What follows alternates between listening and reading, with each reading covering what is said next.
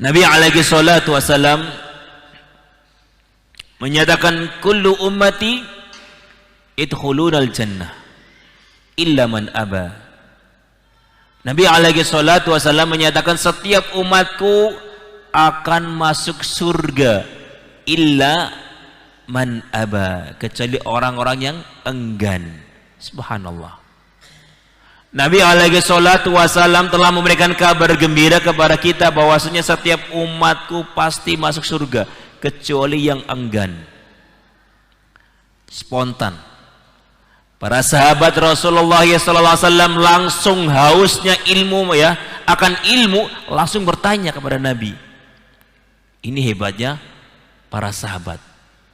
Ketika ada hal-hal yang samar atau tidak diketahui oleh mereka, langsung hausnya mereka terhadap ilmu sangat tinggi, bertanya, man ya'ba ya Rasulullah, siapakah orang-orang yang enggan masuk surga dari umat ini ya wahai Rasulullah?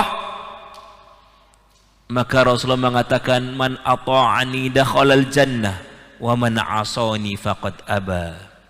Barang siapa yang taat kepadaku, dialah yang akan masuk surga, dan barang siapa yang durhaka kepadaku, dialah orang-orang yang enggan masuk surga. Siapakah orang-orang yang enggak taat kepada Rasul? Siapakah orang-orang yang durhaka kepada Rasul? Orang-orang yang menyimpang dari ajarannya Rasulullah sallallahu alaihi wasallam. Sudah dikasih petunjuk sama Nabi, ini loh cara beribadah yang benar, ini sholatku, sallu kama ra'aitumuni usolli, sholatlah kalian sebagaimana mana kalian melihat aku sholat. Sampai-sampai Nabi sholat di atas mimbar, dalam rangka apa? Mengajari umatnya untuk sholat dengan benar, menunjukkan bahwasanya sholat itu nggak boleh berkreasi. Oh, ini gayanya Indonesia seperti ini sholatnya, oh itu gaya Arab. Lah, sholat satu sumber dari Nabi alaihi salatu wasallam. Tentunya apabila kita mau merujuk kepada hadis-hadis yang sahih, pasti seluruh dunia sholatnya satu bentuk, satu cara. Nggak ada namanya apa? Barakallahu fikum inovasi, ini buatan Indonesia begini, oh itu caranya orang Arab. Tidak. Ingat dalam surah Al-Kautsar, ada orang-orang dari umat Muhammad ingin meminum dari telaganya Rasulullah sallallahu alaihi wasallam, ternyata diusir, suhkan.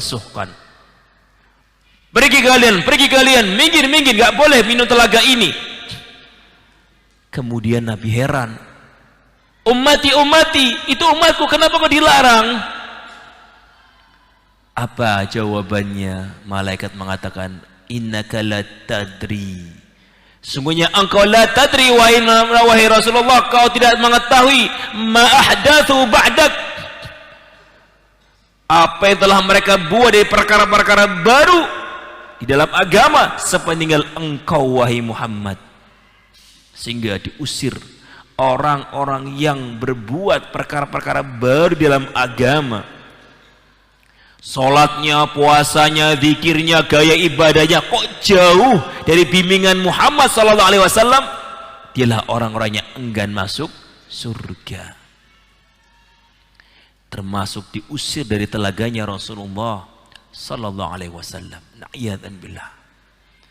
Waspada wahai kaum muslimin,